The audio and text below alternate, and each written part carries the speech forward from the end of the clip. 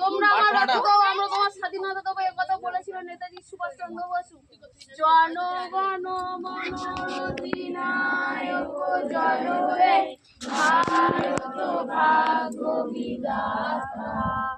পাঞ্জাব সিন্ধু গুজরাট মারাঠা দ্রাবিড় উৎকল বঙ্গ বিবিধ হিমাচল যমুনা গঙ্গা উজ্জ্বল জলধিত রঙ্গ।